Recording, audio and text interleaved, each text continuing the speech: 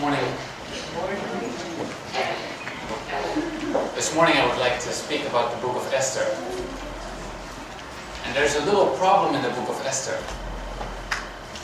The problem is that God isn't mentioned in the book.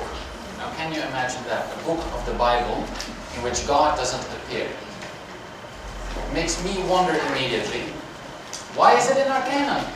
Why is it even part of the other biblical books if God isn't mentioned in there? And I know the cheap answer. You say, well, God is at work behind the scenes. But I still wonder, why didn't the author mention God? There are several times in the book of Esther that I think the author could have said, God is active here. He could have mentioned God. Why didn't he do it? And to me, he must have done it on purpose. Why wouldn't he mention God? So that's the main question that I would like to address this morning. Why is God not mentioned in the book of Esther? And the second one is, what does the author intend to tell us? Why did he write this book? What is the purpose of it? What did he believe? I'll first give a short overview of the book of Esther. If you don't remember particular details, I'll just give a short overview. There was a king in Persia. His name is difficult to pronounce. I don't even know how to pronounce it in English. Ahasuerus, you say in English? I don't know. And every language is different. He is a mighty king in Persia. His wife doesn't obey him, and he deposes her from being queen. Then he's looking for a new queen. He makes Esther, a Jewish girl, queen. Esther has an uncle named Mordecai. Mordecai serves in the court of the king. And at work, Mordecai discovers a plot against the king. There are two other servants that want to kill the king. And Mordecai tells the king. And these two guys that wanted to murder the king are killed. And the king says, well, why don't you write this down in the Chronicles? So that we know this has happened. Good to put down for history. So it's written down. At the same time, the king also appoints a new minister, Haman. Now you need to know, Haman is the bad guy, Mordecai is the good guy. Just to get things straight. In Jewish tradition, every year when they read the book of Esther, when the name of Mordecai is mentioned throughout the story, everyone cheers. You don't need to do that. But that's their tradition. And when Haman appears in the story, everyone yells, boo! So just to get it straight. Haman, bad guy, Mordecai, good guy. So get that straight right from the start. Haman, bad guy, is made a new minister. It means that everyone bows for him when he travels, which he really likes. Except for one guy, Mordecai, the good guy. Mordecai doesn't bow because he's Jewish. He doesn't bow for people. Haman doesn't like that. He gets furious. And instead of just dealing with this one guy, Mordecai, he wants to kill all the Jews. Mordecai is also a Jew. He said, I'll kill them all. So he goes towards the king because he wants to ask, can I hang Mordecai? It's a normal question, I guess, to ask. When he approaches the court, it's still very early in the morning. The king couldn't sleep. Bad dreams, so what do? In our days, you read the telephone book, something boring. He picked up the Chronicles, and the Chronicles read to him. And in the Chronicles, he finally reads again, oh yes, Mordecai, he discovered this plot. And he asked the servants, did we ever honor this Mordecai? No, we never did. So he says, who is in the courtyard? Haman was in the courtyard. He happened to be the bad guy. Haman comes in, and the king says, what should I do to someone whom I want to honor? And Haman, of course, thinks, well, that's me. He wants to honor me. So he says, why don't you have someone in front walking for this guy, put this guy on a royal wagon, put the royal horses in front of him, and have him go through the city and say, this is what the king does to whom he wants to honor. And the king says, okay, do that to Mordecai the Jew.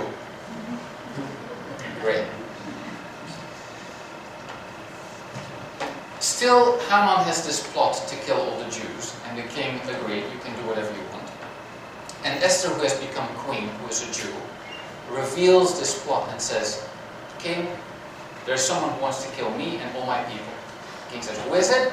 Esther points out to Haman. Haman is hanged, and they make a new decree that all the Jews can defend themselves and no one gets killed, at least no Jew. That's the basic sort of story in short. I didn't do it full justice, but I hope to do it a little bit more justice by pointing out a few things. First, Haman and Mordecai. I explained yesterday evening that in order to get to know a character, it is very important to see how a person is named. We saw that how Bathsheba is just named a woman, to show that she's not to blame. Here we'll look at how Haman and Mordecai are named. First, Haman, the bad guy. Haman in chapter 3 verse 1 is called the Agagite. Haman the Agagite. 4 times in the story, when Haman is mentioned, you find the phrase Haman the Agagite. Why does he need to repeat that? The name isn't that interesting. You can say the full name once and that's okay. Then from then on you can say just Haman. No, Haman the Agagite, 4 times. Apparently this is important for the author. So we should dig a little and find out what is an Agagite. So I want to read something from 1 Samuel. That's where we discover the Agagite. 1 Samuel 15. 1 Samuel 15, I'll start reading in verse 1. So 1 Samuel 15. Samuel said to Saul, "The Lord sent me to anoint you king over his people. Now therefore listen to the words of the Lord. Thus says the Lord of hosts, I will punish the Amalekites for what they did in opposing the Israelites when they came up out of Egypt." So this is what God says to Saul. There are these Amalekites, you have to destroy them because they did something bad back in the days. I'll continue reading in verse 7. Saul defeated the Amalekites from Havilah as far as Shur, which is east of Egypt. He took King Agag of the Amalekites alive, but utterly destroyed all the people with the edge of the sword. Saul and the people spared Agag and the best of the sheep and of the cattle and of the fatlings, etc., etc. Now I'll read at the very end of this chapter, verse 32. He shouldn't have left anyone alive. He should have killed everyone. And this is what Samuel the prophet says. 1 Samuel 15, verse 32. Then Samuel said, "Bring Agag, king of the Amalekites, here to me." And Agag came to him, haltingly. Agag said, "Surely..." Oh wow, the translation isn't very nice. It says in Hebrew, the bitterness of death has faded from me. He thinks, I'm brought to a prophet, I'm not going to get killed, this is good. Samuel said, "As your sword has made women childless, so your mother shall be childless among women." And Samuel, children, just close your ears. Samuel hewed Agag in pieces before the Lord in Gilgal. Okay, a little bit cruel on the details, but here is Agag. When Haman, the bad guy, is called Agag, he is related to this guy, the Amalekite. This is the only Agag that we know. So this means that Haman was an Amalekite. And apparently this is important for the author of the book of Esther because he repeats this 4 times. Haman the Agagite, Haman the Agagite. A bad guy, Agag, and a bad guy, Haman. Haman is also called 4 times in the book of Esther, the enemy of the Jews. Now this is what the Amalekites were too. I'll get to it in a little bit. We'll dig a little further in the history of the Amalekites. But the enemy of the Jews is also 4 times repeated. Let's take a look at Mordecai. How is he presented? When he is introduced in chapter 2, verse 5, he is called Mordecai, the son of, and then there's some names, the son of Kish, a man of Yemeni. If you look at this type of phrasing, you find similar phrasing again in the book of 1 Samuel. Namely, when Saul is described. Saul is described as follows. Kish, a son of, there's a list of names, son of a man of Yemeni, had a son called Saul. So in both you have Kish, a man of Yemeni. And I think also this is done on purpose. So now we have twice already a reference to 1 Samuel, to a story in which Saul is active. Saul should have killed all the Amalekites. He didn't. He spared Agag. Agag was, of course, finally cut to pieces. And then we have Mordecai, a son of Benjamin, which was exactly Saul. Saul was a Benjaminite. So we see the war of Amalek and Saul is playing out again in the book of Esther. Somehow this should be active in our minds, because this is what the author refers to. Okay, one step further back. Let's take a look at what the Amalekites did wrong. In Deuteronomy 25 it says the following. Remember what Amalek did to you on your journey out of Egypt, how he attacked you on the way, when you were faint and weary, and struck down all who lagged behind you. He did not fear God. What he did exactly, we'll read in the book of Exodus, Exodus 17.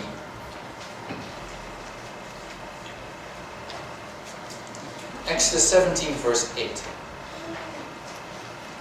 And we'll read several verses here. So this is what the Amalekites did wrong, and this is why they were punished later, and why Saul had to kill them. Exodus 17 verse 8. Then Amalek came and fought with Israel at the Rephidim. Moses said to Joshua, choose some men for us and go out, fight with Amalek. Tomorrow I will stand on the top of the hill with the staff of God in my hand. So Joshua did as Moses told him, and fought with Amalek while Moses, Aaron, and Hur went up to the top of the hill. Whenever Moses held up his hand, Israel prevailed. And whenever he lowered his hand, Amalek prevailed. But Moses' hands grew weary. So they took a stone and put it under him, and he sat on it. Aaron and Hur held up his hands, one on one side, and the other on the other side. So his hands were steady until the sun set. And Joshua defeated Amalek and his people with the sword. Then the Lord said to Moses, write this as a reminder in a book and recite it in the hearing of Joshua. I will utterly blot out the remembrance of Amalek from under heaven. And Moses built an altar and called it, the Lord is my banner. He said, a hand upon the banner of the Lord will have war with Amalek from generation to generation. That's it. Especially this last verse, verse 16. He said, a hand upon the banner of the Lord. When you read it in Hebrew, it's a little bit enigmatic, and therefore you find different translations. Maybe also you, when you follow along, you have a different translation in your Bible. Some translated it as the hand upon the throne of God. Others, the Lord has sworn. In a very early translation, 3 centuries before Jesus was born, it was translated as follows by the Jews in the Septuagint. With a hidden hand of God, he will fight the Amalekites. With a hidden hand of God. And there were more that understood it this way. And this indicates a difference from the war with Egypt, for example. When the Israelites were in Egypt, God fought very clearly. So clearly that the magicians in Egypt said, this is the finger of God.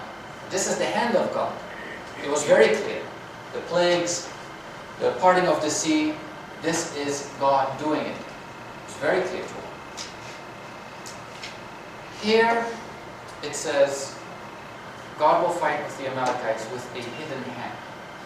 And this is probably how the author of the book of Esther understood this. Okay, the fight of the Amalekites against the Amalekites is in the background, in the mind of the author. That's what's playing out. Here we have Mordecai, a Benjaminite, like Saul. Here we have Haman, the Agagite, the Amalekite. It's still playing here, but God is fighting with a hidden hand. You don't see it. He's not named. So one of the reasons why, maybe why, the author chose not to even mention God.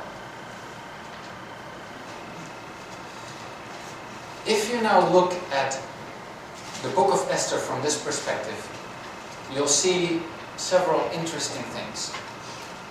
And what I'll do is I'll mention two main themes in the book of Esther, and then two reversals. We'll talk about what reversals are, but first the two main themes.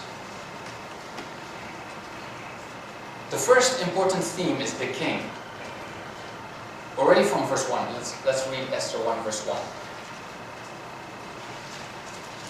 The king is presented as a very strong king. Let's read Esther 1 verse 1. This happened in the days of Ahasuerus, the same Ahasuerus who ruled over 127 provinces, from India to Ethiopia. In those days, when King Ahasuerus sat on his royal throne in the citadel of Susa, in the 3rd year of his reign, he gave a banquet for all his officials and ministers.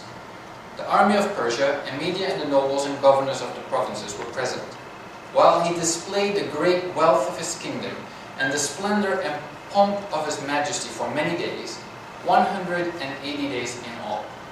Well, that's a good party. 180 days. Banquet is a little bit of a euphemism. I would say it's a drinking party. It's very clear. Throughout the chapter, the focus is on the wine. There is a rule in Persia at this festival, namely the rule is there's no limitation. You can drink as much as you want. So these are drink festivals. And here we already see that this king wants to present himself as a very strong king, a king who is wealthy. This is clarified throughout the whole book of Esther. The king is mentioned 196 times in the book of Esther. 196 times. Then the term royal appears especially throughout the first chapter. Everything is royal. The royal throne, royal glory, royal wine, royal house, royal crown. As if there's a non-royal crown. Everything is royal. Royal decrees. Besides that, the king's decrees are said to come from the king's mouth, in the king's name, with the king's signet ring. Everyone comes into the presence of the king, is in the presence of the king, leaves the presence of the king. It's a little bit too much if you think about it. The question is, why is it so excessive? Why is the king mentioned so many times? Why is there so much focus on royalty? And I think the king is presented as a very powerful person, which is in striking contrast with the complete absence of God. So here we have a very strong king, 196 times mentioned. Here we have God, not even mentioned a single time. Must be on purpose. That's theme 1. Theme 2 is the laws. There are 7 royal decrees that are made and sent out to everyone. The focus is really on these edicts. They are described in several ways as unalterable. No one is able to change them. No one can change them. Then the writing to all the provinces is several times repeated. And then you have a whole description on how the courier services work. Let's read that. It's kind of funny. Esther chapter 8, verse 9. And this just shows a little bit of what the author is doing. So he really focuses on the king as a powerful king, and he really focuses on all these decrees and keeps talking about how they're sent to the 127 provinces. Esther 8 verse 9. The king's secretaries were summoned at that time in the 3rd month, which is the month of Sivan, on the 23rd day, and an edict was written according to all that Mordecai commanded, to the Jews, and to the satraps, and to the governors and the officials of the provinces from India to Ethiopia, 127 provinces here again. To every province in its own script, and to every people in its own language, and also to the Jews in their script and their language. He wrote letters in the name of King Ahasuerus, sealed them with the king's signet ring, sent them by mounted couriers, riding on fast steeds bred from the royal herd. Okay, that's a little much information. But it's done on purpose. It's done to present a very strong king. 7 royal edicts. There's a sub-theme also on the laws. For everything there is a law. The king has to consult the sages because he doesn't know the laws that were all put out. As I already mentioned, drinking wine is according to the law. The law has no limitation. New laws are written constantly. Haman, the bad guy, plays the law theme. He says, Jewish laws are different, king. The Jews don't keep your laws. They only like to keep theirs. Again, playing on that theme of the law and the king who is so strong. Then there is the law of the uninvited appearances, for example. No one can come before the king unless they are invited. A law for everything. Now this is, again, a presentation of a powerful king. As we saw already with everything that is termed royal, the king who is mentioned so many times, we have a powerful king here. So as a reader, when you read it superficially, you are impressed, or supposed to be impressed, by this powerful king. And yet the author does something else. If you look at all the 7 edicts that are so important to the whole story, and you look at who suggested these edicts, who made them, you see actually that the king doesn't make any decision himself. The first one, Vashti, the queen, she doesn't obey the king. And the king says, what should I do? Well, one of his servants, Memucan, has a good idea. Depose her. Okay, he says, that's a great idea. Of course he is drunk, doesn't even remember what he did. When he wakes up and his anger faded, probably after his hangover, he remembers, and this is the quote, what had been decided against her. Did he decree the law? No, what had been decided against her. He doesn't know, he is sad that he doesn't have a queen anymore. He doesn't know what to do. So his servants say, why don't you let virgins come from the whole empire, and you pick the nicest one. Or put them a year in olive oil and some other oils, and then they look prettier, and you choose one. He likes the idea, but he is not the one who comes up with the idea. He's not the one who decrees it. Actually, when all the girls come, he picks Esther, she becomes queen. But he actually liked that idea so much that he sends out another decree saying, oh, let's do that again. Let's gather the virgins again. Not his own idea, just copies. The next edict that is sent out is the one by Haman, to destroy all the Jews. The king actually even says, do whatever you please, whatever pleases you. I don't care. The king does not care. He doesn't decree anything. Do whatever you pleases. The next one, the 4th edict, is suggested by Esther, namely that the Jews can defend themselves. Again, the king says, do whatever pleases you. Then Esther sends out an edict of Susa should have an extra day to defend themselves. Susa is the capital. Esther is the one who sends out the edict. The 6th one, to say that you should celebrate this after the Jews were able to defend themselves, this should be celebrated. Mordecai sends out an edict. It's not the king. And then the final one, it's a confirmation by Esther. She confirms that yes, indeed, this should be celebrated. Again, it is Esther who writes the edict, not the king. The king doesn't do anything. The king does not make his own decisions. And here you see that the presentation of a powerful king is just a veneer. As if to say, well, he looks powerful, but. So you get to see that this is actually quite a funny book. The king presented as a powerful king, and yet he's constantly undermining that presentation of a powerful king. Which is irony.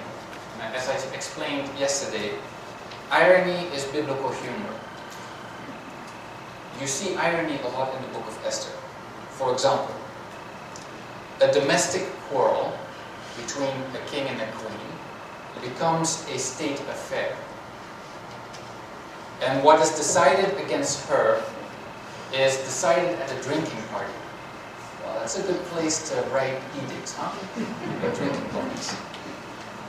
And this is what Memucan says when the queen doesn't obey Esther. When the queen doesn't obey the king. Let me read it.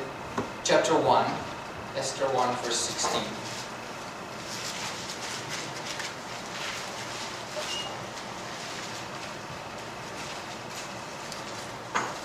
This is Memucan, the servant. Chapter 1, verse 16. Then Memucan said in the presence of the king and the officials, not only has Queen Vashti done wrong to the king, but also to all the officials and all the peoples who are in all the provinces of King Ahasuerus. For this deed of the queen will be made known to all women, causing them to look with contempt on their husbands, since they will say, King Ahasuerus commanded Queen Vashti to be brought before him, and she did not come.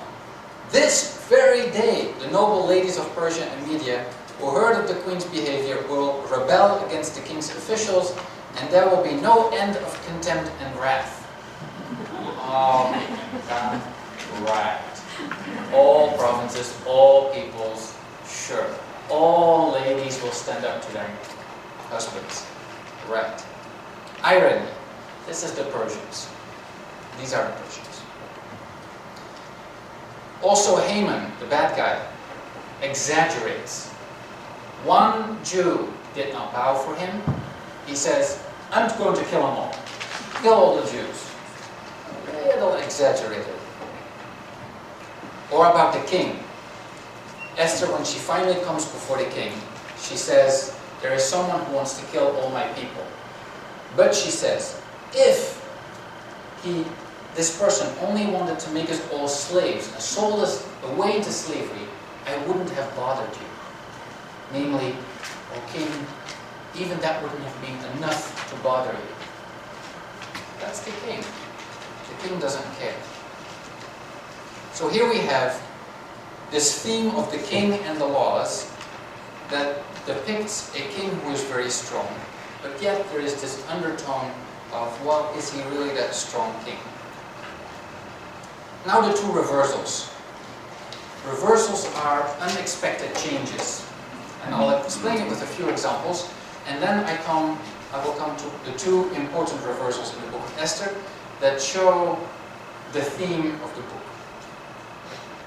As I already said, I didn't say it. Reversal is also irony. Someone is doing well, suddenly the other person is doing well and the other isn't. For example, there are 10 drinking festivals in the book of Esther.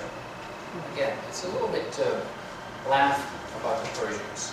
10 drinking festivals. The first two parties, the first one is for the whole empire, the second one is just for Susa, the capital. He likes to do that, a party for everyone, and then a special party for Susa. The last two festivals are also, the before last is for the whole empire, the very last one is for Susa. But there's a difference. The first two parties are just to present the pomp of the king. There's no other reason. And it's celebrated by the Persians. The final parties are celebrated by the Jews. Here we have a reversal. Also, the first 5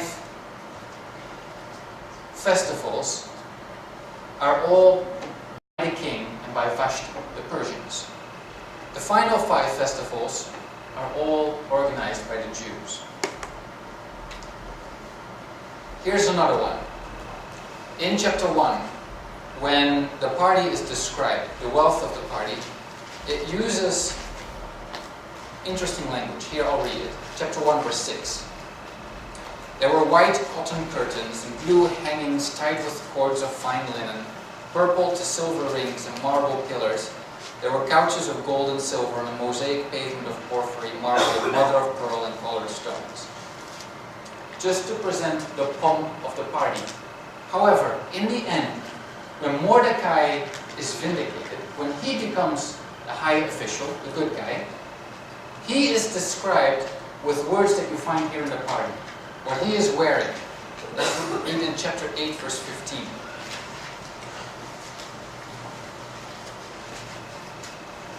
Mordecai went out from the king, the presence of the king, wearing royal robes. Royal robes are never described like this, but this is interesting. It repeats.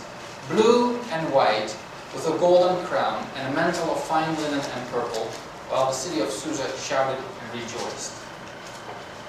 If you read this along, you first read the pomp of the party, and finally you reach Mordecai, now wearing these clothes that are reminding you of the party. You see there's a reversal going on. This theme of reversal is mentioned specifically in the book in chapter 9.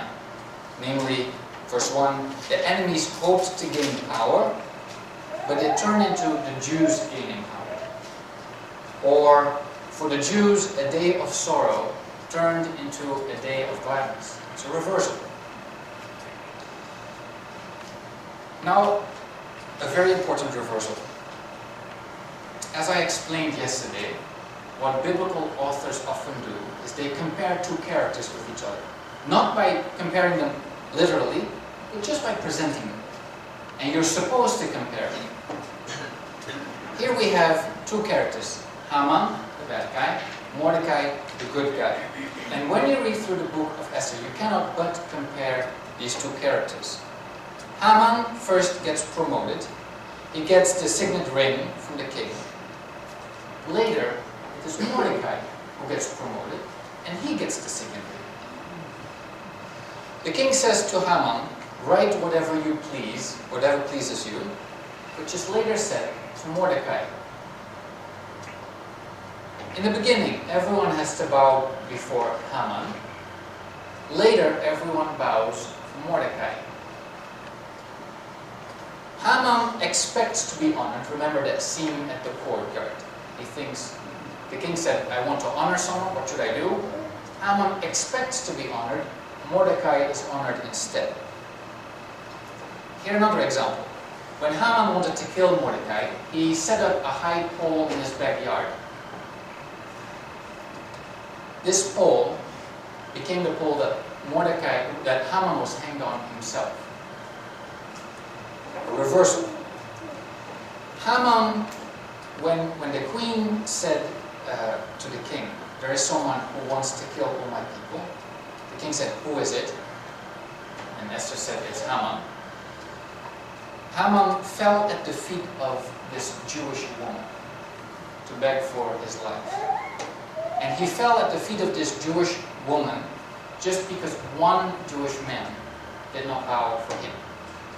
A reversal.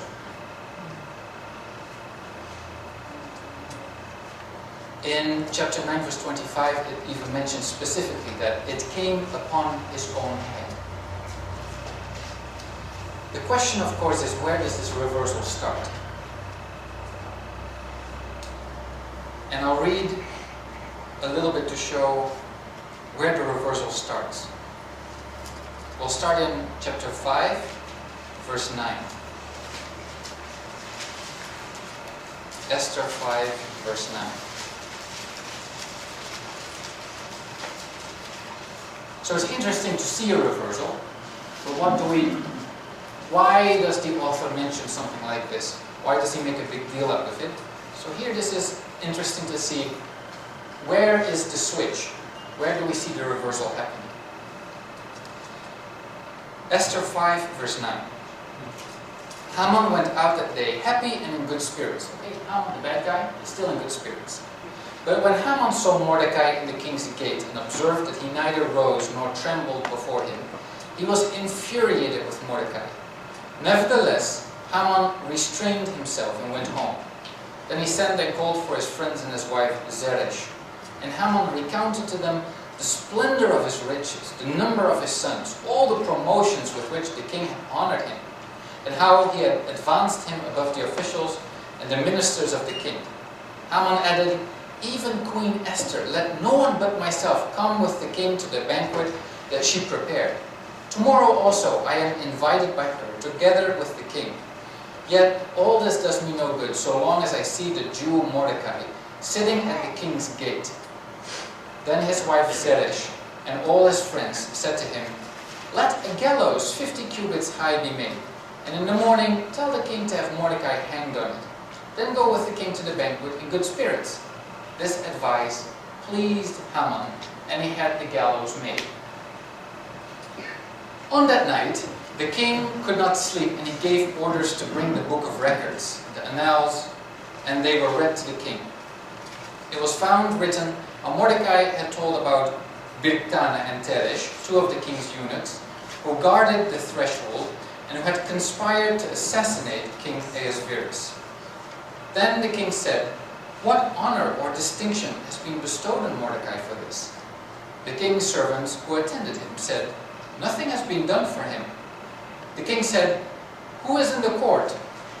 Now Haman had just entered the outer court of the king's palace to speak to the king about having Mordecai hanged on the gallows that he had prepared for him. So the king's servants told him, "Haman is there, standing in the court." The king said, "Let him come in." So Haman came in, and the king said to him, "What shall be done for the man whom the king wishes to honor?" Haman said to himself, "Whom would the king wish to honor more than me?" So Haman said to the king, "For the man whom the king wishes to honor, let royal robes be brought, which the king has worn, and a horse that the king has ridden, with a royal crown on its head. Let the robes and the horse be handed over to one of the king's most noble officials. Let him robe the man whom the king wishes to honor, and let him conduct the man on horseback through the open square of the city, proclaiming before him, 'Thus shall it be done for the man whom the king wishes to honor.'" Then the king said to Haman, "Quickly take the robes and the horse as you have said, and do so to the Jew Mordecai who sits at the king's gate. Leave out nothing that you have mentioned." So Haman took the robes and the horse and robed Mordecai, and led him riding through the open square of the city, proclaiming, "Thus shall it be done for the man whom the king wishes to honor." Here you see the reversal in effect happening. And the question is, as I already asked before, where is the turning point? And then we have to say, the reversal starts with the king's sleepless night. He couldn't sleep, and he was read from the Chronicles. That's where the reversal starts. The question is then, who robbed the king of sleep? Nothing said explicitly, but implicitly a hint. Why didn't he sleep? Who did it? That's one point, one reversal. Now the other reversal. I also explained yesterday that it's not just two characters that authors like to compare, it's also a development within one character.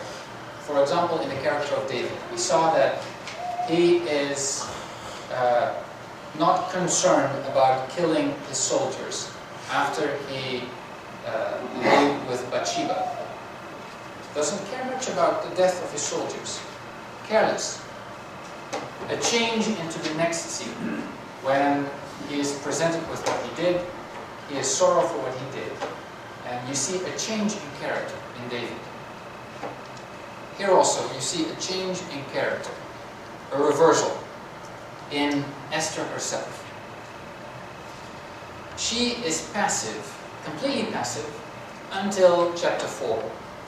She wins favor in the meantime, but she doesn't do anything. It says that Mordecai takes her. She is an orphan. Mordecai takes her in.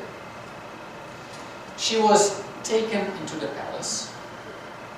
It says that she did not reveal her identity because Mordecai told her so. She's told things and that's what she does. She doesn't do anything out of herself.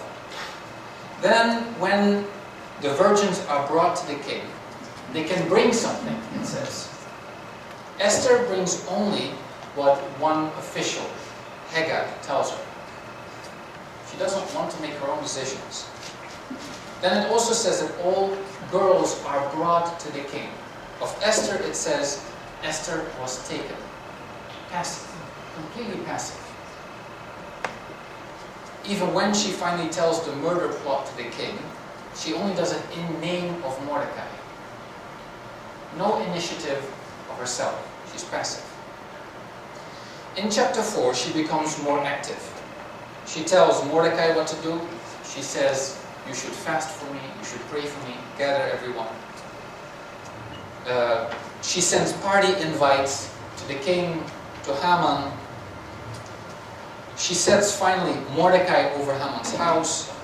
She makes a decree of how to celebrate the victory. Esther's confirmation is necessary. She finally lives up to her true identity that in the beginning she hid. A reversal from passive to very active. And again the question, where does it start? And it starts with Mordecai's question. Esther does not want to go to the king and tell him that there is a plot to murder her and all her family and all her people. Because she says no one can go uninvited to the king. He would have me killed. Mordecai says, who knows, perhaps you have come to royal dignity for just such a time as this. If I would take one verse from this whole book of Esther to memorize, to say this is what the book is about, I would mention this verse. I wouldn't take the verse, which I would have done probably several years ago. I would have said, I like Esther's statement. I will go to the king. If I perish, I will perish. However, it's not the central part. The central part is Mordecai's question. Who knows? Perhaps you have come to royal dignity for just such a time as this.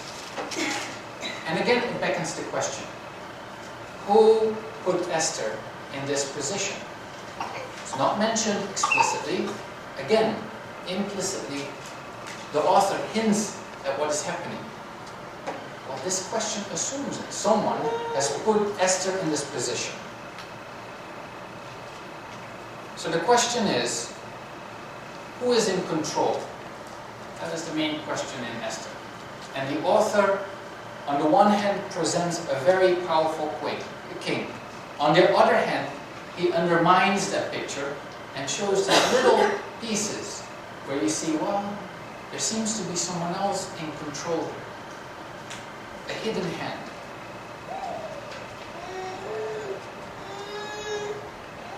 Which is very true also for us. God's hand seems sometimes hidden, and it's easy to lose all hope. Especially if you are in a situation like Esther's. Imagine Washington State deciding to kill all of the Grace Brethren in Mattoon. This is what we'll do. When are we going to do it? Oh, I'll toss the dice. January 10th, we'll kill them all. And that will be the end of all of us. There's no way of getting out. Well, that is a hopeless situation. And that is the situation that Esther is in. And that is a situation in which you hear the message, even though you don't see it, God's hand is active. And it's not the kings who are ruling, it is God who is ruling. However, even though God is ruling, there is a question to Esther. The question is, will you let God rule through you? Mordecai says, if you don't do it, salvation will come from another side. Mordecai knows.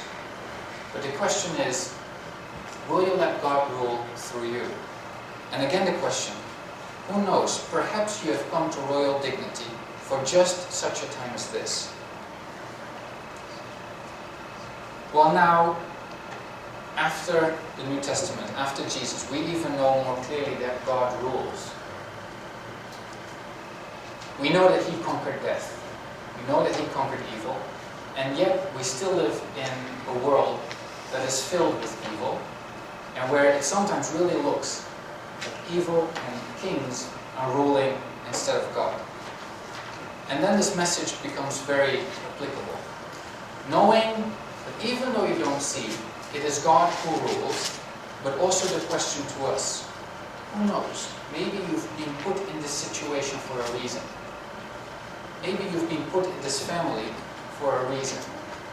My job is so boring. Maybe you're put in this place, in this job, for a reason. And it just reminds me of the Lord's Prayer, where we say, may your kingdom come. The question, may your kingdom come, is not just a question of, God, I'm looking forward to the end time, let it come, and then we can get rid of this world. The question is different. God's kingdom is always about God's rule, God's active rule. It's not a noun, it's active. God ruling right here. The question, may your kingdom come, is a question that's very personal. It means, may your kingdom come in my life. I want to see you ruling in my life. I want to see you ruling in my family, in the way I relate to my wife, to my kids, in my job. I want to see you ruling instead of me muttering along.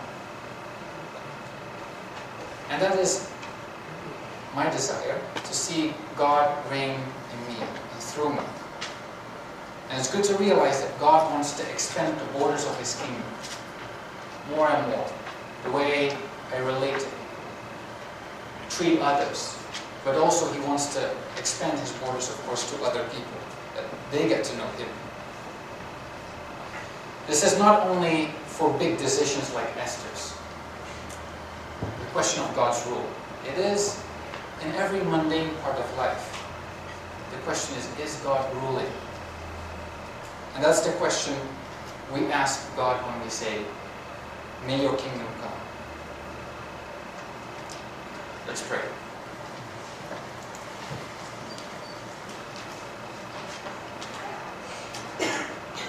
Lord, we live in a world that seems to be governed by evil.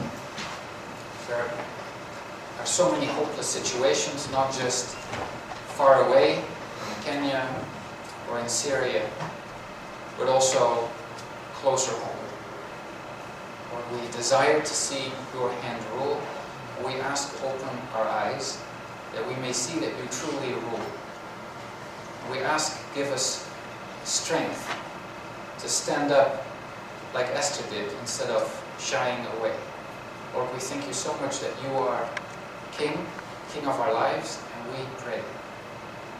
Our Father, who art in heaven, hallowed be your name. Your kingdom come, your will be done, on earth as it is in heaven. Give us this day our daily bread. Forgive us our trespasses as we forgive those who trespass against us. Lead us not into temptation, but deliver us from evil. For yours is the kingdom, and the power, and the glory, forever.